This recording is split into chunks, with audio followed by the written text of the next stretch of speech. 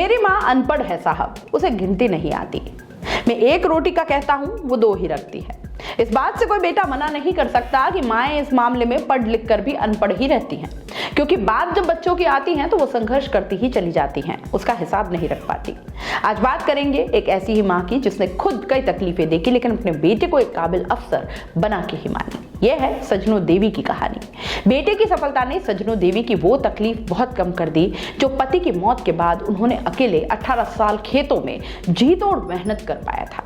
बेहद गरीब परिवार से ताल्लुक रखने वाले अरविंद का घर आज भी छप्पर पोश है। पिता की 2005 में एक सड़क हादसे में मौत हो गई थी। दो बेटों की मां सजनों ने खेत में कड़ी मेहनत कर पढ़ाया लिखाया। वे खुद अनपढ़ हैं लेकिन पढ़ाई का महत्व समझती हैं। पति की मौत के बाद ससुराल ने भी साथ छोड़ दिया, किसी से मदद नहीं मिली। अपने दो बच्चों को पढ़ाना तक मुश्किल हो रहा था, लेकिन सजनो देवी ने हिम्मत नहीं हारी।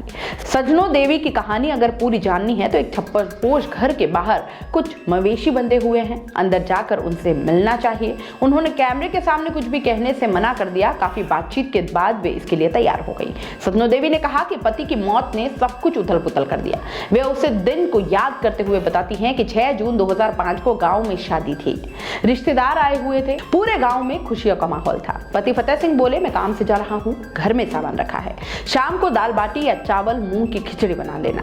सजनो देवी की आंखें भीग गई। कहा क्या पता था उनसे ये एक आखिरी बातचीत होगी। वे जुगाड़ यानी इंजन वाला वाहन में चारा ले जा रहे थे। महवा के बालाहेड़ा के पास सामने से आ रहे ट्रक ने टक्कर मार दी, उनकी मौत हो गई। शादी के 12 साल बाद सुहाग नहीं रहा। दोनों बच्चे अरविंद और अल्पेश छोटे थे। सजनों ने बताया कि उनका पीहर अलियापाड़ा यानी दौसा में है। परिवार में सभी भाई बहन पढ़े लिखे थे, मैं बिल्कुल नहीं पढ़ी। मुझे साल तो याद नहीं, लेकिन नाबालिग उम्र में ही माता पिता ने नाहर खोहरा निवासी फतेह सिंह मीना से शादी कर दी थी। शादी के समय पति खेती किसानी करते और जुगाड़ चलाते थे। जिंदगी अच्छी कट रही थी। कुछ साल बाद वो बेटे अरविंद और अल्पेश हुए। पति कहते थे कि जब ये दोनों बड़े होंगे तो उन्हें कलेक्टर बनाऊंगा, लाल बत्ती में घाम आया जाया करेंगे। उन्होंने इस सपने को साकार करने के लिए 10 साल के बड़े बेटे अरविंद को चित्तौड़गढ़ के सैनिक स्कूल में भर्ती करवाया। बेटे को पढ़ाई के दौरान किसी भी चीज की कमी महसूस न हो, इसके लिए दिन रात पति पत्नी खेतों में कड़ी मेहनत मजदूरी करते। पति की मौत के बाद बच्चों की जिम्मेदारी सजनो देवी पर आ गई। पति की मौत के 12 दिन तक तो परिवार के सदस्यों सहित रिश्तेदारों का घर में तांता लगा रहा, लेकिन 12 दिन बीतने के बाद ससुराल पक्ष की ओर से किसी ने मदद नहीं की। 2 बच्चों की पढ़ाई का खर्चा तक उठाना मुश्किल हो रहा था। सजनो देवी आगे बताती हैं कि पता चल गया था कि अकेले ही बच्चों का भविष्य संवारना होगा। हिम्मत नहीं हारी। बड़े बेटे अरविंद की पढ़ाई जारी रखी। सर्दियों में पूरी रात फसल में पानी देना, उसके बाद सुबह घर के काम करना, मजदूरी करके एक एक पाई जोड़कर अरविंद की पढ़ाई का खर्चा उठाया। बेटा जैसे जैसे बड़ा होता गया उसकी पढ़ाई का खर्चा बढ़ता गया। अरविंद की पढ़ाई में खर्चा बढ़ा तो छोटे बेटे ने भी मेरे साथ खेती में हाथ बटाना शुरू कर दिया। आखिर वर्षों की मेहनत सफल हुई और अरविंद IPS यानी भारतीय प्रशासनिक सेवा का अधिकारी बन गया। अरविंद मीना को पंजाब कैडर मिला। फिलहाल अरविंद 2 साल से हैदराबाद में ट्रेनिंग ले रहे हैं। वह 2020 बैच के IPS ऑफिसर हैं।